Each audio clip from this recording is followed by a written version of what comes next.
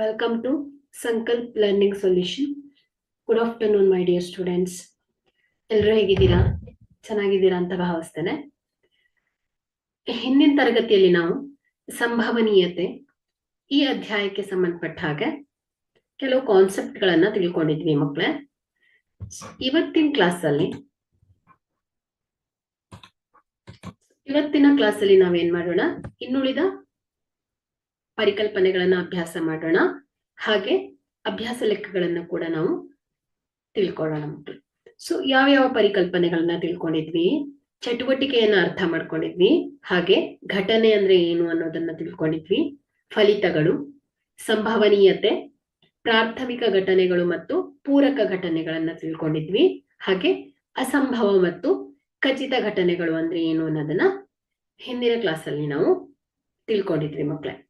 So ಇವತ್ತಿನ ತರಗತಿಯಲ್ಲಿ ಏನ್ ಮಾಡೋಣ, ಸಂಭವನೀಯತೆಯ ವ್ಯಾಪ್ತಿಯನ್ನ ತಿಳ್ಕೊಳ್ಳೋಣ, ಹಾಗೆ ಫಲಿತಗಳು, ಸಮಾನ ಸಾಧ್ಯತೆಗಳು, ಅದೇ ರೀತಿ ಪ್ರಾಯೋಗಿಕ ಮತ್ತು ಸೈದ್ಧಾಂತಿಕ ಘಟನೆಗಳು. ಸೊ ಇದಿಷ್ಟು ಕಾನ್ಸೆಪ್ಟ್ ಅನ್ನ ನಾವು ಇವತ್ತಿನ ಕ್ಲಾಸ್ ನಲ್ಲಿ ಅರ್ಥ ಮಾಡ್ಕೊಳ್ಳೋಣ. ಸೊ ಇಲ್ಲಿ ಸಂಭವನೀಯತೆಯ ವ್ಯಾಪ್ತಿ, ಸೊ ಇಲ್ಲಿ ಸೂಚನೆ ಸಂಭವನೀಯತೆ ಪಿ ಆಫ್ ಇ, ಒಂದು ಘಟನೆಯ ಸಂಭವನೀಯತೆಯನ್ನ ನಾವು ಪಿ ಆಫ್ ಇ ಅಂತ ಹೇಳ್ತೇವೆ.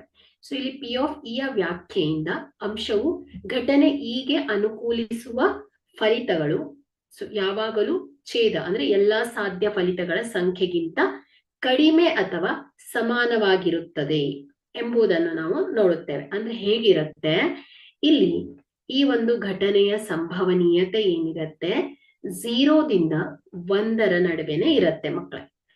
ಉದಾಹರಣೆಗೆ ಕಾಯಿನ್ನ ಉದಾಹರಣೆಯನ್ನ ತಗೊಳ್ಳಿ. ಸೊ ಇಲ್ಲಿ ಕಾಯಿನ್ ಅನ್ನ ಫ್ಲಿಪ್ ಮಾಡಿದಾಗ ಒಮ್ಮೆ ಹೆಡ್ ಬೀಳತ್ತೆ, ಇನ್ನೊಮ್ಮೆ ಟೇಲ್ ಬೀಳತ್ತೆ.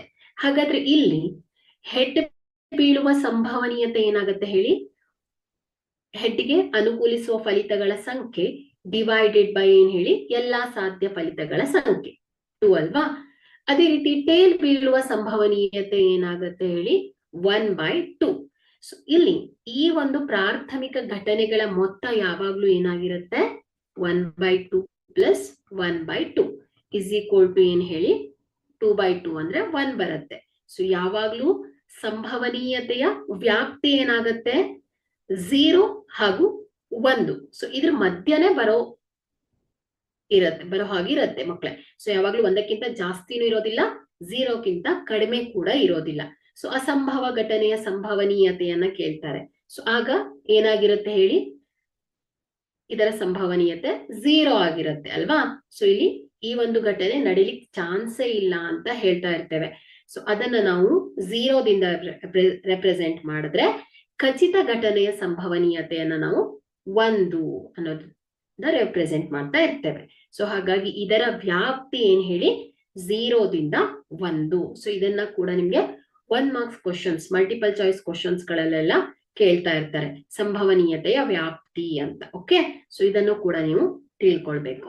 ಸೊ ನೆಕ್ಸ್ಟ್ ಕಾನ್ಸೆಪ್ಟ್ ಏನು, ಪ್ರಾಯೋಗಿಕ ಮತ್ತು ಸೈದ್ಧಾಂತಿಕ ಘಟನೆಗಳು. ಸೊ ಪ್ರಾಕ್ಟಿಕಲ್ ಮತ್ತು ಥಿಯರಿಟಿಕಲ್ ಇವೆಂಟ್ಸ್ ನ ನಡುವೆ ಇರುವಂತಹ ವ್ಯತ್ಯಾಸ ಅಂದ್ರೆ ಏನು ಅನ್ನೋದು. ಉದಾಹರಣೆಗೆ, ಸೊ ಇಲ್ಲಿ ಚಿತ್ರವನ್ನ ಕಾಣ್ತಾ ಇದ್ದೀರಾ, ಇಲ್ಲಿ ಮೊದಲನೇದಾಗಿ ಕಾರ್ಡ್ ಬೋರ್ಡ್ ಇದೆ. ಸೊ ಕಾರ್ಡ್ ಬೋರ್ಡ್ ಅಲ್ಲಿ 1 2 3 4 8 ಕಲರ್ಸ್ ಇದೆ ಅಲ್ವಾ. ಅದೇ ರೀತಿ ಇನ್ನೊಂದು ಡೈಸಿನ ಚಿತ್ರ ಇದೆ, ದಾಳದ್ದು. ಸೊ ಇಲ್ಲಿ ಆಕ್ಚುಲ್ ಆಗಿ ಏನಾಗ್ತಾ ಇರತ್ತೆ ಅಂದ್ರೆ, ನಾವ್ ಇದನ್ನ ಥಿಯರಿಟಿಕಲಿ ಹೇಗೆ ಹೇಳ್ತೇವೆ, ಕೆಂಪು ಬಣ್ಣ ಬೀಳುವ ಸಂಭವನೀಯತೆ 1/8, ಅದೇ ರೀತಿ ಹಸಿರು ಬಣ್ಣ ಬರುವ ಸಂಭವನೀಯತೆ 1/8, ಹಾಗೆ ಹಳದಿ ಬಣ್ಣ ಬರುವ ಸಂಭವನೀಯತೆ 1/8. ಸೊ ಇಲ್ಲಿ ಥಿಯರಿಟಿಕಲಿ ಹೇಗೆ ಹೇಳ್ತೇವೆ ಅಂದ್ರೆ, ನಾವು ಅಂದ್ರೆ 8 ಸಲ ನಾವು ಸ್ಪಿನ್ ಮಾಡಿದಾಗ ಒಂದೊಂದ್ಸಲ ಒಂದೊಂದು ಕಲರ್ ಬರುತ್ತೆ ಅನ್ನೋದನ್ನ ಹೇಳೋದು. ಓಕೆ, ಕೆಂಪು ಬೀಳುವ ಸಂಭವನೀಯತೆ, ಹಳದಿ ಬಣ್ಣ ಬೀಳುವ ಸಂಭವನೀಯತೆ, ಸೊ 1/8 1/8 1/8. ಸೊ ಇದು ನಾವು ಥಿಯರಿಟಿಕಲಿ ಹೇಳ್ತೇವೆ. ಅದೇ ಪ್ರಾಕ್ಟಿಕಲಿ ಮಾಡ್ಲಿಕ್ಕೆ ಹೋದ್ರೆ ಇದು ಸತ್ಯ ಆಗತ್ತಾ? ಆಕ್ಚುಲ್ ಆಗಿ ಹೇಳ್ಬೇಕು ಅಂದ್ರೆ 8 ಸಲ ತಿರ್ಗಿಸಿದಾಗ ಒಂದೊಂದು 8 ಕಲರ್ ಬರ್ಬೇಕಾಯ್ತು. ಬಟ್ ಇಲ್ಲಿ ನಾವು ಅದನ್ನ ಪ್ರಾಕ್ಟಿಕಲ್ ಆಗಿ ಮಾಡೋಕ್ ಹೋದ್ರೆ, ಅಂದ್ರೆ ಪ್ರಾಯೋಗಿಕವಾಗಿ ಇದನ್ನ ಮಾಡ್ಲಿಕ್ಕೆ ಹೋದ್ರೆ ಏನಾಗುತ್ತೆ, ಒಂದ್ಸಲ ತಿರುಗಿದಾಗ ರೆಡ್ ಬಂತು ಅಂತ ಇಟ್ಕೊಳ್ಳಿ, ಇನ್ನೊಮ್ಮೆ ಸ್ಪಿನ್ ಮಾಡ್ತೇನೆ ಅವಾಗ ಯೆಲ್ಲೋ ಬರುತ್ತೆ, ಇನ್ನೊಮ್ಮೆ ಸ್ಪಿನ್ ಮಾಡ್ತೇನೆ ಆಗ ಮತ್ತೆ ರೆಡ್ಡೇ ಬರುತ್ತೆ ಅಲ್ವಾ. ಸೊ ಹೇಳ್ಬೇಕು ಅಂದ್ರೆ ಥಿಯರಿಟಿಕಲಿ ಹೇಗಾಗ್ಬೇಕು, ಒಂದೊಂದ್ಸಲ ಸ್ಪಿನ್ ಮಾಡಿದಾಗ ಒಂದೊಂದ್ ಕಲರ್ ಬರ್ಬೇಕು. ಬಟ್ ಪ್ರಾಕ್ಟಿಕಲಿ ಮಾಡಕ್ ಹೋದ್ರೆ ಅದ್ ನಿಜ ಆಗತ್ತಾ, ಇಲ್ಲ. ಸೊ ಇದು ಏನ್ ಹೇಳಿ, ಪ್ರಾಯೋಗಿಕ ಮತ್ತು ಸೈದ್ಧಾಂತಿಕ ಘಟನೆಯ ನಡುವೆ ಇರುವಂತಹ ವ್ಯತ್ಯಾಸ ಮಕ್ಕಳೇ. ಅದೇ ರೀತಿ ದಾಳದಲ್ಲೂ ಕೂಡ ಸೊ ಒಂದೊಂದ್ ಸಲ ರೋಲ್ ಮಾಡಿದಾಗ ಒಂದೊಂದ್ ನಂಬರ್ಸ್ ಬರ್ಬೇಕು ಆಕ್ಚುಲ್ ಆಗಿ, ಬಟ್ ಅದನ್ನ ಪ್ರಾಕ್ಟಿಕಲ್ ಆಗಿ ಮಾಡಕ್ ಹೋದ್ರೆ ಆ ರೀತಿ ಬರೋದಿಲ್ಲ. ಸೊ ಹಾಗಾಗಿ ಇದೇನು ಪ್ರಾಯೋಗಿಕ ಮತ್ತು ಸೈದ್ಧಾಂತಿಕ ಘಟನೆಗಳ ನಡುವೆ ಇರುವಂತಹ ವ್ಯತ್ಯಾಸ ಮಕ್ಕಳೇ. ಸೊ ಇದನ್ನು ಕೂಡ ನೀವು ಅರ್ಥ ಮಾಡ್ಕೊಳ್ಬೇಕಾಗತ್ತೆ. ಸೊ ಇಷ್ಟೋ ತನಕ ನೀವು ಇಲ್ಲಿ ಕಾಯಿನ್ ನನ್ನ ಉದಾಹರಣೆಯನ್ನ ತಗೊಂಡಿದ್ವಿ. ಏನ್ ಮಾಡಿದ್ವಿ, ಒಂದ್ ಕಾಯಿನ್ ಅನ್ನ ತಗೊಂಡು ಅದನ್ನ ಫ್ಲಿಪ್ ಮಾಡ್ತಿದ್ರಿ, ಹೆಡ್ ಬರ್ತಿತ್ತು, ಟೇಲ್ ಬರ್ತಿತ್ತು. ಹೆಡ್ ಬರುವ ಸಂಭವನೀಯತೆ 1/2, ಟೇಲ್ ಬರುವ ಸಂಭವನೀಯತೆ 1/2 ಅಂತ ಬರೀತಿದ್ರಿ. ಬಟ್ ಇಲ್ಲಿ ಏನ್ ಮಾಡ್ತಾ ಇದ್ದೇವೆ, ನಾವು 2 ನಾಣ್ಯಗಳನ್ನ ತಗೊಳ್ತಾ ಇದ್ದೇವೆ. ಸೊ 2 ನಾಣ್ಯಗಳನ್ನ ತಗೊಂಡಾಗ ಇಲ್ಲಿ ಬರುವಂತಹ ಒಟ್ಟು ಫಲಿತಗಳು ಎಷ್ಟು ಅನ್ನೋದನ್ನ ಕ್ಯಾಲ್ಕುಲೇಟ್ ಮಾಡ್ಬೇಕು. ಸೊ ಇಲ್ಲಿ ಸಂಭವನೀಯತೆಯ ವ್ಯಾಖ್ಯಾನ ಏನ್ ಹೇಳುತ್ತೆ, P of E is equal to ಇಗೆ ಅನುಕೂಲಿಸುವ ಫಲಿತಗಳ ಸಂಖ್ಯೆ ಡಿವೈಡೆಡ್ ಬೈ ಏನಾಗತ್ತೆ, ಫಲಿತಗಳ ಸಂಖ್ಯೆ ಡಿವೈಡೆಡ್ ಬೈ ಏನಾಗುತ್ತೆ ಹೇಳಿ, ಒಟ್ಟು ಫಲಿತಗಳು ಅಲ್ವಾ. ಸೊ ಒಂದು ಕಾಯಿನ್ ಅನ್ನ ತಗೊಂಡಾಗ ಇಲ್ಲಿ ಹೆಡ್ ಬೀಳುವ ಸಂಭವನೀಯತೆ ಅಂದ್ರೆ ಏನಾಗುತ್ತೆ, 1/, ಒಟ್ಟು ಫಲಿತಗಳ ಸಂಖ್ಯೆ ಏನಾಗತ್ತೆ, ಒಂದು ಕಾಯಿನ್ ಅಲ್ಲಿ ಎಷ್ಟು ಮುಖಗಳಿದೆ, 2 ಮುಖಗಳಿದೆ, ಅಂದ್ರೆ 2 ಸಾಧ್ಯತೆ ಇದೆ ಅಂತ ಆಯ್ತು. ಒಂದು ಹೆಡ್ ಬೀಳ್ಬೋದು, ಇಲ್ಲ ಟೇಲ್ ಬೀಳ್ಬೋದು, ಅದು ಬಿಟ್ಟು ಬೇರೆ ಯಾವ ಚಾನ್ಸಸ್ ಇಲ್ಲ. ಸೊ ಹಾಗಾಗಿ ಇಲ್ಲಿ ಒಟ್ಟು ಫಲಿತಗಳ ಸಂಖ್ಯೆ ಏನಾಗತ್ತೆ, 2 ಆಗತ್ತೆ. ಅದೇ ನಾನು 2 ಕಾಯಿನ್ ಅನ್ನ ತಗೊಳ್ತೇನೆ, ಆಗ ಒಟ್ಟು ಫಲಿತಗಳ ಸಂಖ್ಯೆ ಎಷ್ಟು ಬರುತ್ತೆ ಅನ್ನೋದನ್ನ ಹೇಳ್ಬೇಕು. ನೋಡಿ, 2 ಕಾಯಿನ್ ಅನ್ನ ಫ್ಲಿಪ್ ಮಾಡಿದಾಗ ಸೊ ಯಾವ ಸಂಭವನೀಯತೆ, ಸೊ ಯಾವ ಘಟನೆ ನಡೆಯುವಂತ ಚಾನ್ಸಸ್ ಇದೆ ಮಕ್ಕಳೇ ನೋಡಕ್ ಹೋದ್ರೆ, ನೋಡಿ ಹೆಡ್ ಬೀಳ್ಬೋದು. ಸೊ 2 ಕಾಯಿನ್ ಅನ್ನ ಫ್ಲಿಪ್ ಮಾಡ್ತೇನೆ, ಹೆಡ್ ಬೀಳ್ಬೋದು. ನೆಕ್ಸ್ಟ್ ಯಾವ್ದು ಬೀಳ್ಬೋದು, ಒಂದ್ ಕಾಯಿನ್ ಅಲ್ಲಿ ಹೆಡ್ ಬಿದ್ರೆ ಇನ್ನೊಂದ್ ಕಾಯಿನ್ ಅಲ್ಲಿ ಟೇಲ್ ಬೀಳ್ಬೋದು. ಇನ್ನೊಮ್ಮೆ ಫ್ಲಿಪ್ ಮಾಡ್ತೇನೆ, ಒಂದ್ ಕಾಯಿನ್ ಅಲ್ಲಿ ಟೇಲ್ ಬಿದ್ರೆ 2ನೇ ಕಾಯಿನ್ ಅಲ್ಲಿ ಹೆಡ್ ಬೀಳ್ಬೋದು. ಇನ್ನೊಮ್ಮೆ ಮಾಡ್ತೇನೆ, ಸೊ ಆಗ 2 ಕಾಯಿನ್ ಅಲ್ಲೂ ಟೇಲ್ ಬೀಳ್ಬೋದು. ಸೊ ಇಷ್ಟು ಬಿಟ್ರೆ ಮತ್ತಿನ್ ಬೇರೆ ಯಾವ್ದಾದ್ರು ಚಾನ್ಸಸ್ ಇದೆಯಾ, ಇಲ್ಲ ಅಲ್ವಾ. ಸೊ ಹೆಡ್ ಬೀಳ್ಬೋದು, ಹೆಡ್ ಟೇಲ್ ಬೀಳ್ಬೋದು, ಟೇಲ್ ಹೆಡ್ ಬೀಳ್ಬೋದು, ಟೇಲ್ ಬೀಳ್ಬೋದು. ಹಾಗಾಗಿ ಇಲ್ಲಿ ನಾವು 2 ನಾಣ್ಯಗಳನ್ನ ತೆಗೆದುಕೊಂಡಾಗ ಒಟ್ಟು ಫಲಿತಗಳ ಸಂಖ್ಯೆ ಎಷ್ಟಾಗತ್ತೆ ಹೇಳಿ, 4 ಆಗತ್ತೆ. ಸೊ ಇಲ್ಲಿ ನಾನೇನ್ ಕೇಳ್ತೇನೆ, ಈ 2 ನಾಣ್ಯವನ್ನ ಚಿಮ್ಮಿದಾಗ ಹೆಡ್ ಬೀಳುವ ಸಂಭವನೀಯತೆ ಎಷ್ಟು ಅಂತ ಕೇಳ್ತೇನೆ. ಸೊ ಆಗ ಪಿ ಆಫ್ ಹೆಡ್ ಬೀಳುವ ಸಂಭವನೀಯತೆ ಏನಾಗತ್ತೆ ಹೇಳಿ, ಹೆಡ್ಗೆ ಅನುಕೂಲಿಸುವ ಫಲಿತಗಳ ಸಂಖ್ಯೆ ಡಿವೈಡೆಡ್ ಬೈ ಏನಾಗತ್ತೆ ಹೇಳಿ, ಒಟ್ಟು ಫಲಿತಗಳ ಸಂಖ್ಯೆ. ಓಕೆ, ಸೊ ಇದು ಏನಾಗತ್ತೆ, ಹೆಡ್ ಬೀಳುವ ಸಂಭವನೀಯತೆ ಆಗತ್ತೆ. ಅದೇ ಹೆಡ್ ಟೇಲ್ ಬೀಳುವ ಸಂಭವನೀಯತೆ ಎಷ್ಟು, 2 ನಾಣ್ಯವನ್ನ ಚಿಮ್ಮಿದಾಗ ಹೆಡ್ ಟೇಲ್ ಬೀಳುವ ಸಂಭವನೀಯತೆ ಎಷ್ಟು ಅಂತ ಕೇಳ್ತೇನೆ. ಸೊ ಆಗ ಪಿ ಆಫ್ ಹೆಡ್ ಟೇಲ್ ಬೀಳುವ ಸಂಭವನೀಯತೆ ಇಸ್ ಈಕ್ವಲ್ ಟು ಹೆಡ್ ಟೇಲ್ಗೆ ಅನುಕೂಲಿಸುವ ಫಲಿತಗಳ ಸಂಖ್ಯೆ ಎಷ್ಟು, 2 ಸಲ ಹೆಡ್ ಟೇಲ್ ಬೀಳ್ಬೋದು ಅಲ್ವಾ. ಸೊ ಫಸ್ಟ್ ಕಾಯಿನ್ ಅಲ್ಲಿ ಹೆಡ್, 2ನೇ ಕಾಯಿನ್ ಅಲ್ಲಿ ಟೇಲ್ ಬಿದ್ರೆ ಹೆಡ್ ಟೇಲ್ ಆಯ್ತು.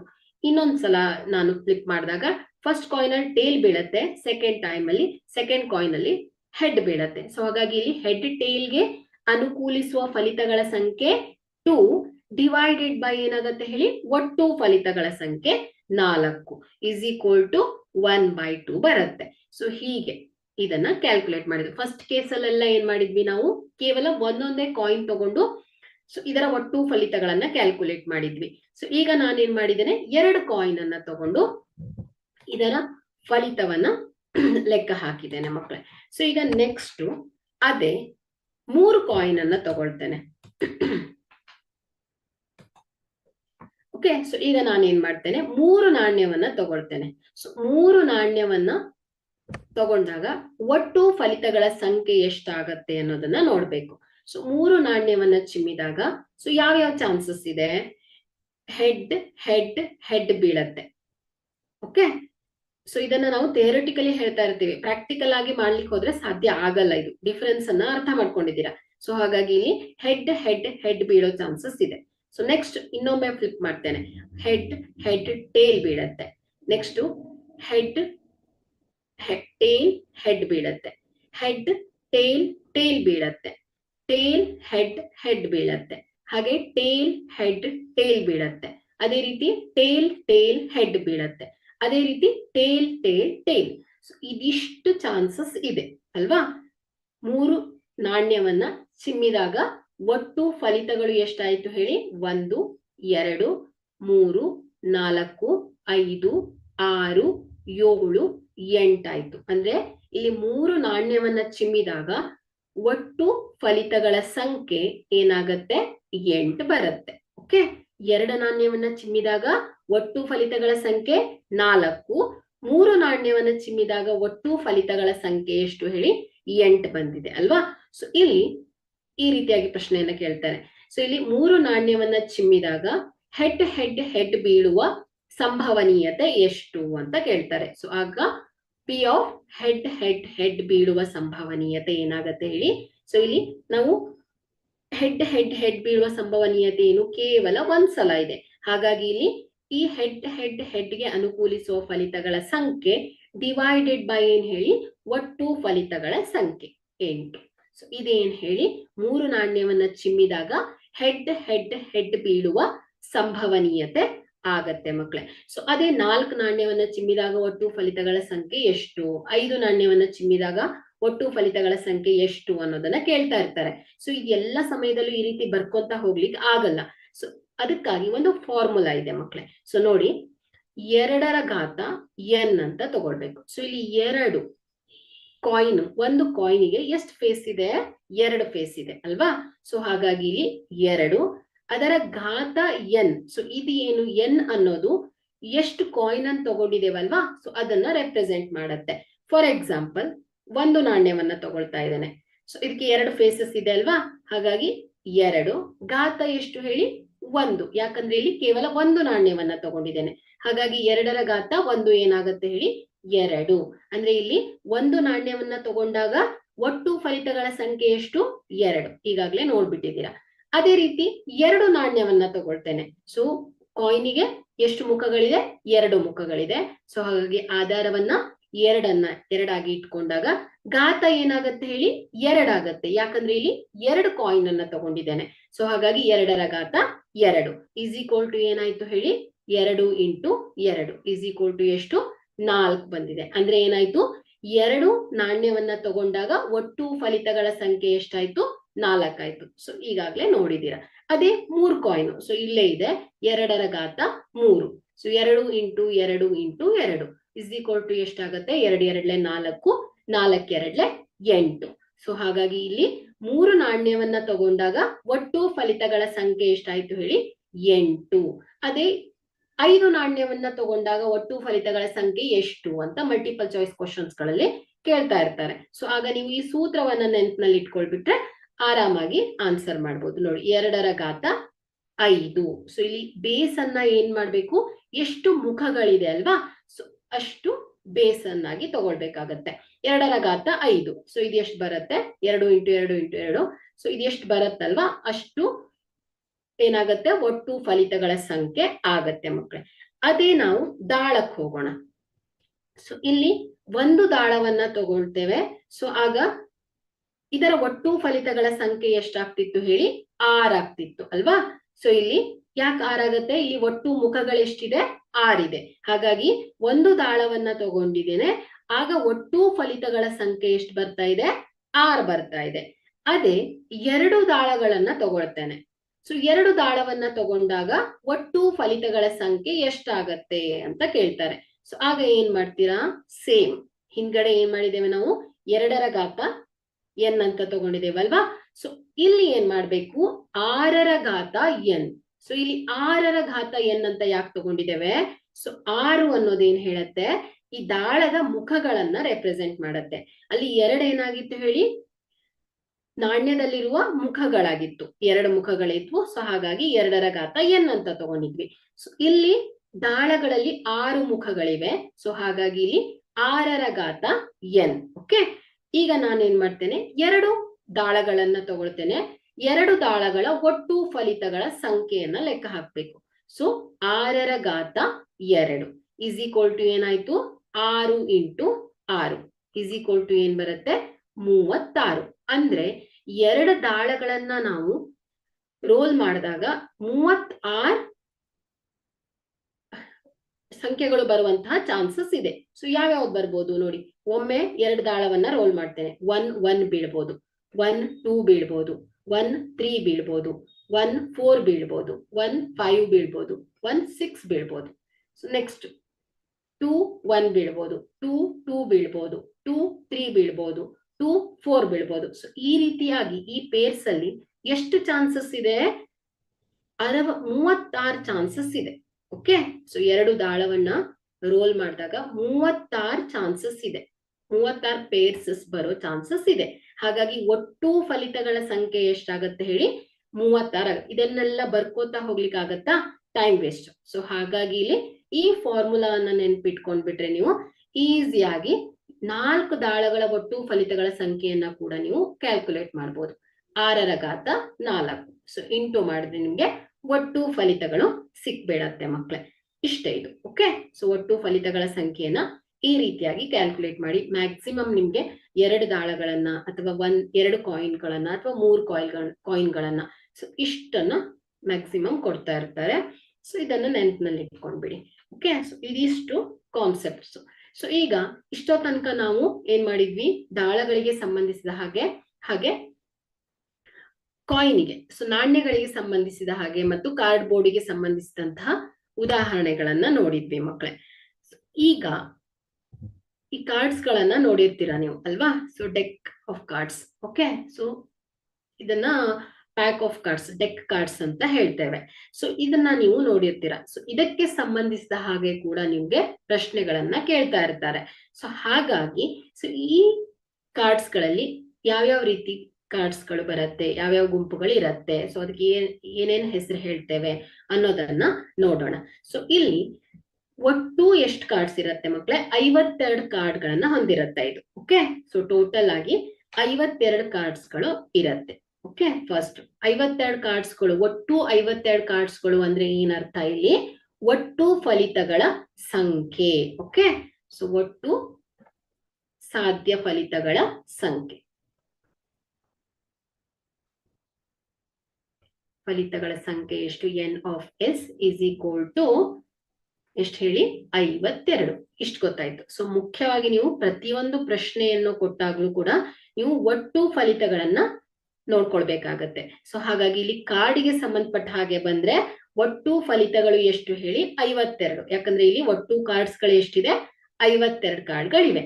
ಸೊ ಇಲ್ಲಿ 52 ಕಾರ್ಡ್ಗಳನ್ನ ಹೊಂದಿದ್ದು, ಸೊ ಇವುಗಳನ್ನ ಪ್ರತಿ 13 ಕಾರ್ಡ್ಗಳಂತೆ 4 ಗುಂಪುಗಳನ್ನಾಗಿ ವಿಭಾಗಿಸಿದ್ದಾರೆ. ಓಕೆ, ಸೊ ಇಲ್ಲಿ 52 ಕಾರ್ಡ್ಗಳಿದ್ದು, ಸೊ ಇದನ್ನ 4 ಗುಂಪುಗಳನ್ನಾಗಿ ವಿಭಾಗಿಸಿದ್ದಾರೆ. ಸೊ ನೋಡಿ, ರೆಡ್ ಅಲ್ಲಿ 2 ಇದೆ ಗುಂಪು, ಬ್ಲಾಕ್ ಅಲ್ಲಿ 2 ಗ್ರೂಪ್ ಇದೆ. ಓಕೆ, ಇದರಲ್ಲಿ ಫಸ್ಟ್ 2 ಕೆಂಪು ಬಣ್ಣದ ಕಾರ್ಡ್ಗಳು, ಇದನ್ನ ನಾವೇನಂತ ಹೇಳ್ತೇವೆ, ಡೈಮಂಡ್. ಓಕೆ, ಸೊ ಇದನ್ನ ನಾವು ಡೈಮಂಡ್ ಅಂತ ಹೇಳ್ತೇವೆ. ಸೊ ಇದರಲ್ಲಿ ಎಷ್ಟು ಕಾರ್ಡ್ಸ್ ಗಳಿರತ್ತೆ, 13 ಕಾರ್ಡ್ಸ್ ಇದೆ ಅಲ್ವಾ. ನೋಡಿ, 1 2 3 4 5 6 7 8 9 10 11 12 13. ಓಕೆ, 52 ಕಾರ್ಡ್ಸ್ ಗಳಲ್ಲಿ ಒಟ್ಟು 4 ಗುಂಪುಗಳಿದೆ. ಅದರಲ್ಲಿ 2 ಗುಂಪು ಕೆಂಪು ಬಣ್ಣದ್ದಾಗಿದ್ರೆ ಇನ್ನು 2 ಗುಂಪು ಕಪ್ಪು ಬಣ್ಣದ್ದಾಗಿರತ್ತೆ. ಸೊ ಪ್ರತಿ ಒಂದು ಗುಂಪಿನಲ್ಲೂ 13 ಕಾರ್ಡ್ಸ್ ಗಳಿರತ್ತೆ. ಓಕೆ, ಸೊ ಪ್ರತಿ ಒಂದು ಗುಂಪಿನಲ್ಲೂ 13 ಕಾರ್ಡ್ಸ್ ಗಳನ್ನ ಹೊಂದಿರತ್ತೆ. ಹಾಗೆ ಇಲ್ಲಿ ಪ್ರತಿಯೊಂದು ಗುಂಪಿನಲ್ಲಿ, ಸೊ ಇದನ್ನ ಡೈಮಂಡ್ ಅಂತ ಹೇಳ್ತೇವೆ. ಸೊ ಎರಡನೆಯ ಕೆಂಪು ಬಣ್ಣದ ಕಾರ್ಡ್ ಅನ್ನ ಹಾರ್ಟ್,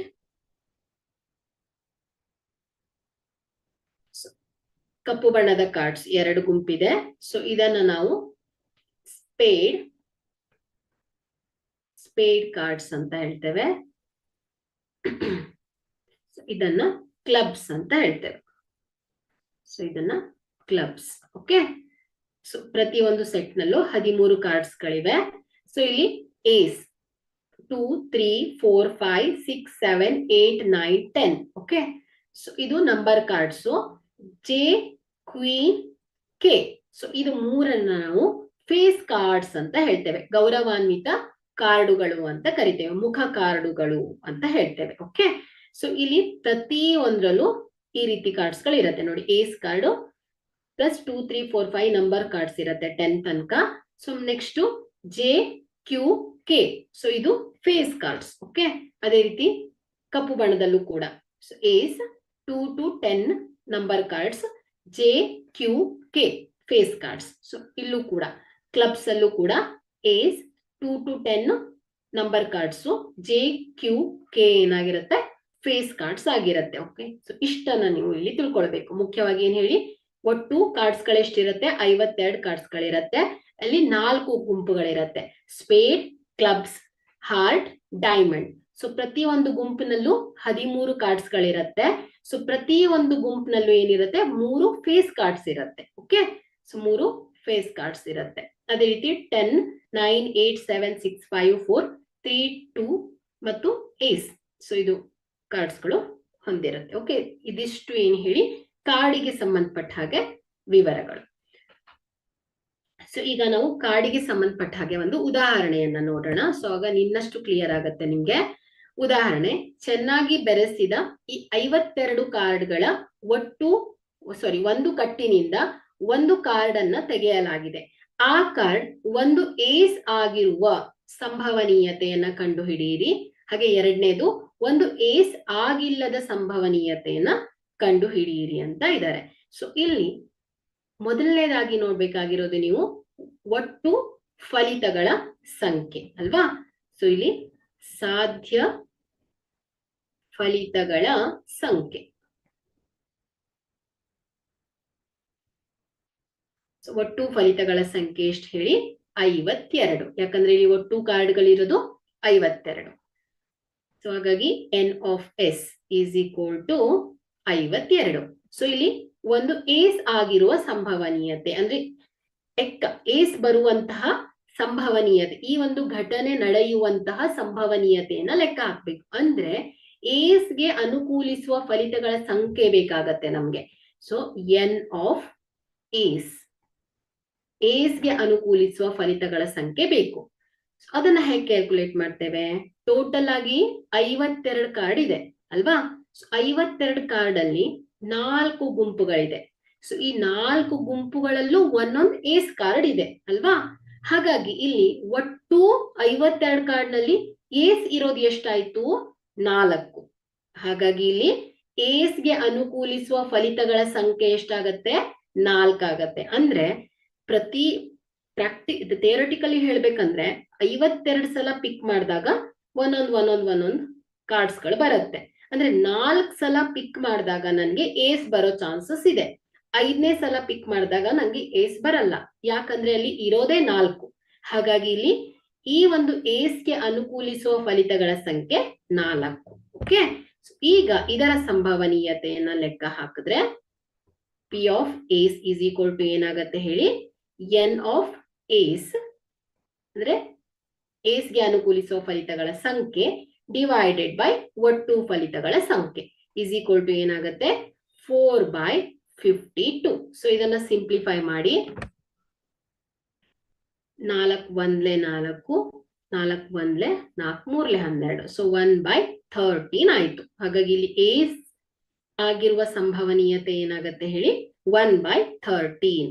ಸೊ ನೆಕ್ಸ್ಟ್ ಏನ್ ಪ್ರಶ್ನೆ ಕೇಳಿದಾರೆ ಅವರು, ಏಸ್ ಆಗಿಲ್ಲದ ಸಂಭವನೀಯತೆ. ಏಸ್ ಆಗುವ ಸಂಭವನೀಯತೆಯನ್ನ ಒಂದು ಘಟನೆ ಅಂತ ಇಟ್ಕೊಂಡ್ರೆ, ಏಸ್ ಆಗಿಲ್ಲದ ಅಂದ್ರೆ ಏನ್ ಹೇಳಿ, ಅದ್ರ ಅಪೋಸಿಟ್ ಎಕ್ಸಾಕ್ಟ್ ಅಂದ್ರೆ ಈ ಒಂದು ಘಟನೆ ಅಲ್ಲದ ಸಂಭವನೀಯತೆಯನ್ನ ಲೆಕ್ಕ ಹಾಕ್ಬೇಕು. ಸೊ ಏನ್ ಮಾಡ್ಬೋದು, ಈಗಾಗ್ಲೇ ಕಾನ್ಸೆಪ್ಟ್ ಅಲ್ಲಿ ಒಂದು ಸೂತ್ರವನ್ನ ನೋಡಿದೀರಾ, P of E plus P of E not is equal to ಏನ್ ಹೇಳಿ 1. ಒಂದು ಘಟನೆ ಅಲ್ಲದ ಸಂಭವನೀಯತೆಗಳ ಮೊತ್ತ ಏನಾಗಿರುತ್ತೆ ಹೇಳಿ, ಈಕ್ವಲ್ ಟು 1 ಆಗಿರುತ್ತೆ. ಸೊ ಇಲ್ಲಿ ಏಸ್ ಆಗಿರುವ ಸಂಭವನೀಯತೆ ಅಂದ್ರೆ ಏನಾಯ್ತು, ಒಂದು ಘಟನೆ ಆಗಿರುವ ಸಂಭವನೀಯತೆ ಆಯ್ತು 1/13.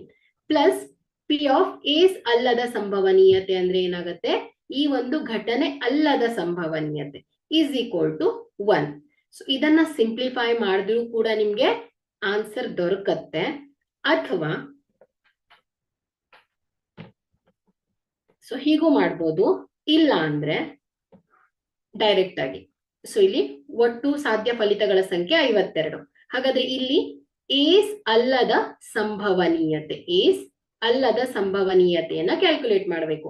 ಸೊ ಇಲ್ಲಿ 52 ಕಾರ್ಡ್ ನಲ್ಲಿ 4 ಕಾರ್ಡ್ ಏಸ್ ಕಾರ್ಡ್ ಅಲ್ವಾ, 4 ಬಿಟ್ಟು ಉಳಿದಿದ್ ಎಲ್ಲ ಏನ್ ಹೇಳಿ, ಏಸ್ ಅಲ್ಲದ ಕಾರ್ಡು ಅಲ್ವಾ. ಹಾಗಾಗಿ ಇಲ್ಲಿ ಏಸ್ ಅಲ್ಲದ ಕಾರ್ಡ್ ಏನ್ ಮಾಡ್ಬೇಕು, ಏಸ್ ಅಲ್ಲದ ಕಾರ್ಡ್ ಏನಾಗತ್ತೆ, ಯಾವ್ದಾಗತ್ತೆ, 52 ಮೈನಸ್ 4. ಸೊ ಈ 4 ಕಾರ್ಡ್ ಬಿಟ್ರೆ ಮತ್ತೆ ಎಲ್ಲ ಏಸ್ ಅಲ್ಲದ ಕಾರ್ಡ್ಗಳು. ಹಾಗಾಗಿ 52 ಮೈನಸ್ 4 ಮಾಡಿ ಎಷ್ಟು ಬರುತ್ತೆ, 48 ಬರುತ್ತೆ. ಹಾಗಾಗಿ ಈ 48 ಕಾರ್ಡ್ ಏನ್ ಹೇಳಿ, ಏಸ್ ಅಲ್ಲದ ಕಾರ್ಡು. ಸೊ ಹಾಗಾಗಿ ಇಲ್ಲಿ ಏಸ್ ಅಲ್ಲದ ಒಂದು ಘಟನೆಯ ಸಂಭವನೀಯತೆ, ಸಾರಿ ಅನುಕೂಲಿಸುವ ಫಲಿತಗಳ ಸಂಖ್ಯೆ ಎಷ್ಟು, 48. ಸೊ ಈ ಏಸ್ ಅಲ್ಲದ ಸಂಭವನೀಯತೆ ಏನಾಗತ್ತೆ ಹೇಳಿ, ಏಸ್ ಅಲ್ಲದ ಸಂಭವನೀಯತೆ ಇಸ್ ಈಕ್ವಲ್ ಟು ಏಸ್ ಅಲ್ಲದ ಅನುಕೂಲಿಸುವ ಫಲಿತಗಳ ಸಂಖ್ಯೆ ಡಿವೈಡೆಡ್ ಬೈ ಒಟ್ಟು ಫಲಿತಗಳ ಸಂಖ್ಯೆ ಈಸ್ ಈಕ್ವಲ್ ಟು ಎಷ್ಟು ಬರುತ್ತೆ, 12/13. ಹಾಗಾಗಿ ಈಗ ಏಸ್ ಅಲ್ಲದ ಸಂಭವನೀಯತೆ ಎಷ್ಟಾಗತ್ತೆ ಹೇಳಿ, 12 ಡಿವೈಡೆಡ್ ಬೈ 13. ಇಲ್ಲಿ ನೋಡಿ, ಸೊ ಈಗಾಗಲೇ ಹೇಳಿದ್ದೀನಲ್ವಾ, ಘಟನೆ ಮತ್ತು ಘಟನೆ ಅಲ್ಲದ ಸಂಭವನೀಯತೆಗಳ ಮೊತ್ತ ಈಸ್ ಈಕ್ವಲ್ ಟು 1. ಸೊ ನಮ್ಗೆ ಇಲ್ಲಿ 12/13 ಬಂತು. ಸೊ ಇಲ್ಲಿ ಸಿಂಪ್ಲಿಫೈ ಮಾಡೋಣ. P of E not is equal to 1. So ಇದ್ರ ಜೊತೆ ಪಿ ಆಫ್ ಇ ನಾಟ್ ಇರೋ ಜೊತೆ ಇರೋ 1/13 ರೈಟ್ ಸೈಡ್ ಹೋದಾಗ ಪ್ಲಸ್ ಇದ್ದೇನಾಗತ್ತೆ, ಮೈನಸ್ ಆಗತ್ತೆ. So minus 1/13. ಸೊ ಇದನ್ನ ಸಿಂಪ್ಲಿಫೈ ಮಾಡಿ ಎಷ್ಟು ಬರುತ್ತೆ, 13 ಮೈನಸ್ 1 ಅಂದ್ರೆ 12/13. So P of E not ಏನ್ ಬಂತು, 12/13 ಬಂತು. ಸೊ ಈ ಸೂತ್ರವನ್ನ ನೆನಪಿನಲ್ಲಿ ಇಟ್ಕೊಂಡು ಕೂಡ ನೀವು ಸಾಲ್ವ್ ಮಾಡ್ಬೋದು, ಅಥವಾ ಕಾರ್ಡ್ ಅನ್ನ ನೆನ್ಪು ಮಾಡ್ಕೊಂಡು, ಸೊ ಯಾವ್ಯಾವ ಕಾರ್ಡ್ಗಳಿದೆ, ಸೊ ಏಸ್ ಅಲ್ಲದ ಕಾರ್ಡ್ಗಳು ಎಷ್ಟು ಅನ್ನೋದನ್ನ ಕ್ಯಾಲ್ಕುಲೇಟ್ ಮಾಡಿ ಕೂಡ ನೀವು ಇದರ ಸಂಭವನೀಯತೆಯನ್ನ ಲೆಕ್ಕ ಹಾಕ್ಬೋದು ಮಕ್ಕಳೇ. ಓಕೆ, ಸೊ ಮ್ಯಾಕ್ಸಿಮಮ್ ನಿಮ್ಗೆ ಕಾರ್ಡ್ಸ್ಗೆ ರಿಲೇಟೆಡ್ ಆಗಿ ಪ್ರಶ್ನೆಗಳನ್ನ ಕೇಳ್ತಾ ಇರ್ತಾರೆ. ಸೊ ಆದಷ್ಟು ಕಾರ್ಡ್ಸ್ ಗಳನ್ನ ಸರಿಯಾಗಿ ತಿಳ್ಕೊಂಡಿರಿ, ಎಷ್ಟು ಕಾರ್ಡ್ಸ್ ಗಳಿವೆ, ಸೊ ಯಾವ್ಯಾವ ಕಾರ್ಡ್ಸ್ ಗಳಿದೆ ಅನ್ನೋದನ್ನ ಸರಿಯಾಗಿ ಅರ್ಥ ಮಾಡ್ಕೊಳ್ಬೇಕು. ಸೊ ಈಗ ನಾವೇನ್ ಮಾಡೋಣ, ಅಭ್ಯಾಸ ಲೆಕ್ಕಗಳಿಗೆ ಹೋಗೋಣ. ಸೊ ಇಲ್ಲಿ ತನಕ ನಾನು ಕಾನ್ಸೆಪ್ಟ್ ಅನ್ನ ಹೇಳಿದ್ದೇನೆ. ಸೊ ಪ್ರಾಥಮಿಕ ಘಟನೆಗಳಂದ್ರೆ ಏನು, ಪೂರಕ ಘಟನೆಗಳಂದ್ರೆ ಏನು, ಹಾಗೆ ಘಟನೆ ಅಂದ್ರೆ ಏನು, ಫಲಿತಗಳು ಅಂದ್ರೆ ಏನು, ಹಾಗಾಗಿ ಸಂಭವನೀಯತೆ ವ್ಯಾಪ್ತಿ ಏನು, ಇದನ್ನೆಲ್ಲ ನಾನು ಈಗ ತಿಳಿಸಿದ್ದೇನೆ. ಸೊ ಈಗ ನಾವೇನ್ ಮಾಡೋಣ, ಅಭ್ಯಾಸ ಲೆಕ್ಕಕ್ಕೆ ಬರೋಣ ಮಕ್ಕಳೇ. ಸೊ ಇಲ್ಲಿ ಕೆಳಗಿನ ಹೇಳಿಕೆಗಳನ್ನ ಪೂರ್ತಿಗೊಳಿಸಿ. ಮೊದಲನೇ ಪ್ರಶ್ನೆಯನ್ನ ಗಮನಿಸಿ. ಒಂದು ಘಟನೆ ಇ ಯ ಸಂಭವನೀಯತೆ ಪ್ಲಸ್ ಇ ಅಲ್ಲದ ಘಟನೆಯ ಸಂಭವನೀಯತೆ ಎಷ್ಟಾಗತ್ತೆ, P of E plus P of E not is equal to ಏನ್ ಹೇಳಿ, 1 ಅಲ್ವಾ. ಸೊ ಹಾಗಾಗಿ ಒಂದು ಘಟನೆ ಇ ಯ ಸಂಭವನೀಯತೆ ಪ್ಲಸ್ ಇ ಅಲ್ಲದ ಘಟನೆಯ ಸಂಭವನೀಯತೆ 1. ಎರಡನೇ ಪ್ರಶ್ನೆ, ಸಂಭವಿಸಲು ಅಸಾಧ್ಯವಾದ ಘಟನೆಯ ಸಂಭವನೀಯತೆಯು ಡ್ಯಾಶ್. ಇಂತಹ ಘಟನೆಯನ್ನ ಡ್ಯಾಶ್ ಎನ್ನುತ್ತಾರೆ.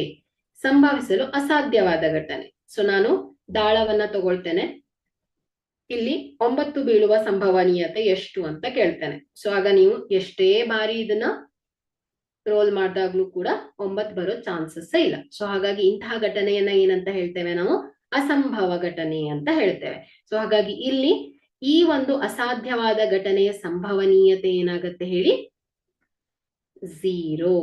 ಇಂತಹ ಘಟನೆಯನ್ನ ನಾವು ಅಸಂಭವ ಘಟನೆ ಅಂತ ಹೇಳ್ತೇವೆ. ಓಕೆ, ಸೊ ಕಾನ್ಸೆಪ್ಟ್ ಅಲ್ಲಿ ಇದೆಲ್ಲ ಅಂಶವನ್ನ ನೀವು ತಿಳ್ಕೊಂಡಿದ್ರೆ ಈಸಿಯಾಗಿ ಆನ್ಸರ್ ಮಾಡ್ಬೋದು.